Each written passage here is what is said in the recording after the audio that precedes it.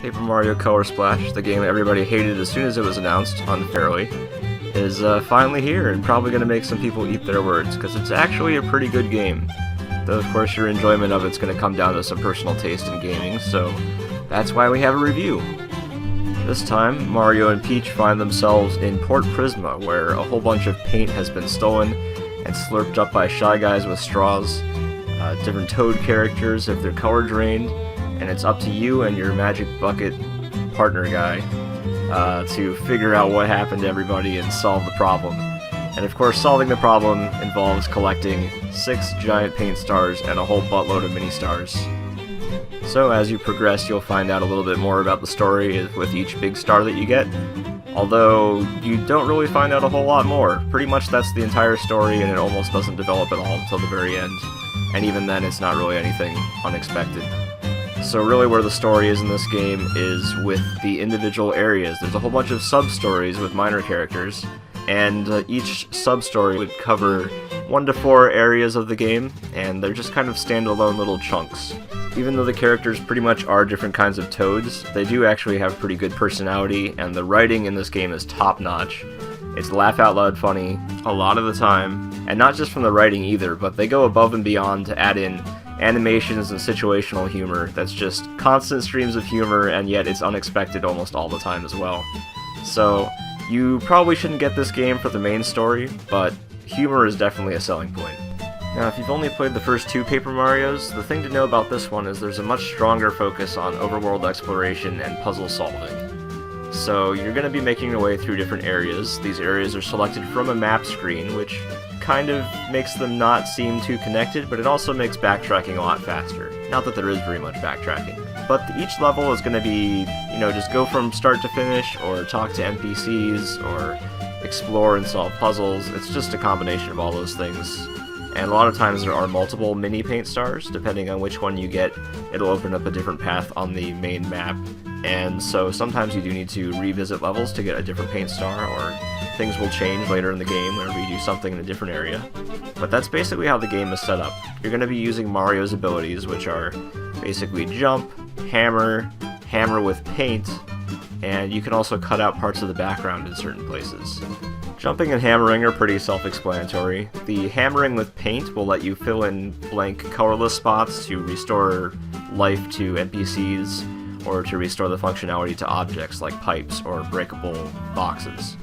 Filling in all the other random colorless spots isn't really necessary, but you can get coins from it, and you can get cards. Also, if you fill in 100% of the colorless spots in an area, you'll unlock music selections from that spot. As for cutting out parts of the background, sometimes the perspective will change whenever you're in a certain position, so the camera will make things appear to line up into perfect lines. And at those times, you can push a button on the gamepad, and it will make a dotted line appear, which will then shift the screen to the gamepad and let you cut out part of the background. And so when you cut out the background, it'll make stairs that Mario can walk up and get to a higher place. Or in other cases, you'll be able to cut out card-shaped areas to place thing cards to solve puzzles. More on that later. Unfortunately though, these are pretty much all of Mario's overworld abilities for the entire game. So while they're fun and all, it gets a bit old by the end. You got about a 25-hour adventure here, and you pretty much know everything there is to know about the game from the first chapter or 2. So it's all good, but at the end of the day, there's only so much variation you can do with just a few moves. In past games, Mario would get a new ability in pretty much every chapter, sometimes more than one ability, whether it was folding into a paper airplane, or getting a partner which would allow him to move over spikes, or maybe jump higher. In this, you don't get anything like that. You have your abilities, and that's it. Well, before we get too negative here, I should say some more positive stuff. So, one thing, this game's graphics are really snazzy, super colorful, super crisp, animations are great, it's beautiful. So, you might not be rewarded with good story going on from level to level, but at least you get rewarded with some pretty nice art. Same thing with the soundtrack, it's really, really good, so I'm wanting to get that stuff on my iPod pretty much as fast as I can. Alright, so I mentioned thing cards, and if you played Sticker Star, that might have left a bit of a bad taste in your mouth. They're a lot better used in this game. There's a Toad in Port Prisma who will tell you which thing you need to solve upcoming puzzles or use in upcoming boss fights, because the boss fights still do require a certain thing. But since the Toad tells you which one you need, and where it's located. It's not too big of a deal, and chances are you're not going to miss things anymore either. There are plenty of optional things, which you can use in battles just for a like super powerful attack. They have cinematic moves. Basically, things are going to help you in battle and for solving puzzles. And I guess I haven't actually explained this, but things are like actual 3D objects in this flat world, and whenever you find one, you can squeeze the color out of it, turn it into a card, and then whenever you need it later, you paint the card and it returns to its original form in order to do whatever you need it to do. So for example, the good old fan from Sticker Star is back, and you can use that to like blow a ship or something. So more on the battle system. All of Mario's actions are going to be represented by single-use cards, which you'll collect all over the place, dropped by enemies sometimes, from filling in paint spots, from hitting question mark blocks, from buying them in shops. There's tons of them. Basically, they're all going to come down to a few different categories. You'll have hammers, jumping attacks, fire flowers and ice flowers, healing items. There's a few oddball ones like POW blocks and defensive things. There's also enemy cards, which are pretty unique because the enemies almost work like partners, where they kind of act as a meat shield and will attack for you or do different things. There's also the thing cards, which are like special attacks. But like the overworld gameplay, the battle cards don't really vary too much over the course of the game. Sure, you get stronger ones and slightly different jumps and slightly different hammer attacks, but the action commands are always going to be the same, so it's just the same thing with more damage in a different picture. Anyway, when you want to use an attack, you'll either fill it with paint or just use it if it's already filled with paint, so you have an option of how much you want to paint it to increase the damage output. And instead of actually having hit points that pop up with how much damage you're doing, you can tell how much damage you're doing based on how much color has been drained from the enemy. Also, Mario always attacks the enemies in the order that they're lined up, so as you get more card slots to play per turn as the game progresses, you'll have to strategize somewhat to choose which cards you want to play in which order to try to make sure that you use the proper attack on the proper enemy. For example, you don't want to use a jump attack on an enemy that has a spiky head.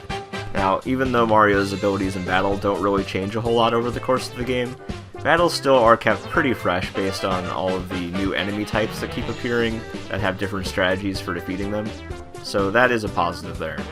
Now, one of the complaints that people had in Sticker Star was that battles didn't seem to have much purpose. You didn't get experience points, and same with this, you don't really get experience. However, you can upgrade your max paint. But basically the enemies are there just as obstacles. You don't want to hit the enemies because they're bad. They're going to waste your cards. You can run away from them, but it's random, so you're going to have to gamble between losing health and losing cards.